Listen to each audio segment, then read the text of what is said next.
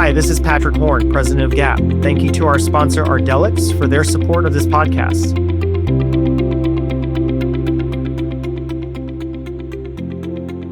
Hi, welcome to our podcast. We're going to talk about explaining IBS constipation, diagnosis, and communication that builds confidence. So IBS constipation is very common, but often misunderstood condition. So historically, it has been a diagnosis of exclusion, and now we're moving to more positive diagnostic strategies. And I'm Gabriella McCarty. I'm a nurse practitioner. I have been in private practice for the past 26 years doing general GI, IBD, and hepatology, moving over to OSHI, GI telehealth. And I'm here with my good friend, Kimberly Orleck.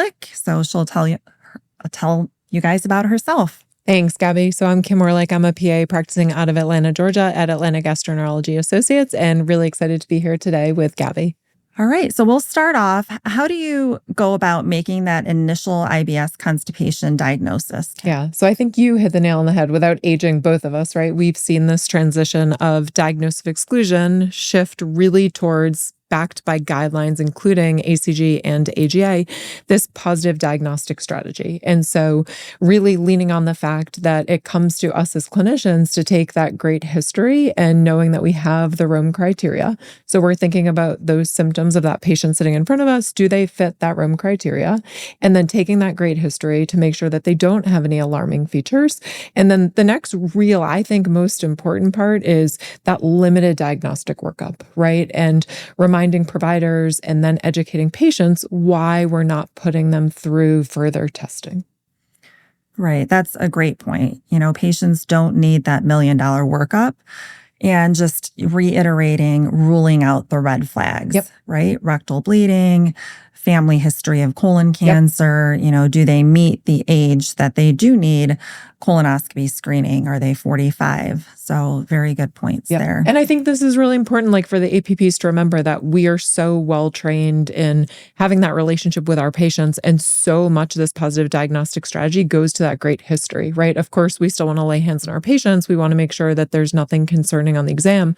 But as you mentioned, the family history, the rectal bleeding, the nocturnal symptoms, the weight loss, these are all things that by just talking to our patients, we can feel more comfortable and confident with this diagnosis, and also then explain to our patients and educate them why we feel so comfortable and confident with the diagnosis, even with just doing these limited tests. Right.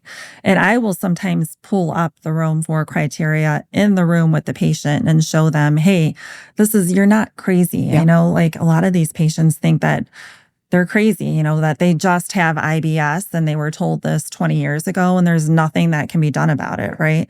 But no, this is an actual diagnostic strategy. And I think the other part that you mentioned, like you tell to patients, the other part I explain to patients similarly when they're like, well, I feel crazy. I've seen other providers. They tell me there's nothing wrong with me, is you're not crazy, right? And while it's in your head, it's not in your head. We know it's a brain-gut connection. So I really explain to the patients, the visceral hypersensitivity. And while we're not finding an actual structural cause for your pain, that doesn't mean you're not having pain. It doesn't mean I don't acknowledge that the pain is there, right? It's really explaining to the patients that part to make them understand why we are so comfortable with this diagnosis and why it's great that we finally are able to give you kind of an answer to why you have symptoms and then get to the next step and get you on treatment. Yeah. And visceral hypersensitivity, patients love to hear that big term, but just like explaining like your gut and brain are miscommunicating and, this causes pain and slows the movement of your stool. So all of that, the function is still off, even though, other tests may look normal.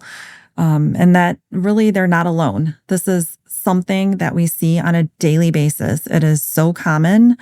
I think IBS is one of the number one diagnoses that we see in gastroenterology, and bloating being one of the big symptoms. And we all love to see bloating. And I want to add too, I think the other really important part is we know the journey that these IBS patients have faced, where many of them have had symptoms for so long before they get a diagnosis. And so using this positive diagnostic strategy, we've seen this shift of we don't need to put you through the cost, but also the time of delaying your diagnosis, right? We're not waiting to get that scan. And another colonoscopy and more tests just to get to that same endpoint, right? And we know using this positive diagnostic strategy, we see 80 to 85+% sensitivity and specificity for this positive diagnostic strategy, getting us to this accurate diagnosis. Yeah. So I think, all of this builds confidence with patients, and just for them to feel like you're actually listening to what their symptoms are and being able to provide help right away. Yep.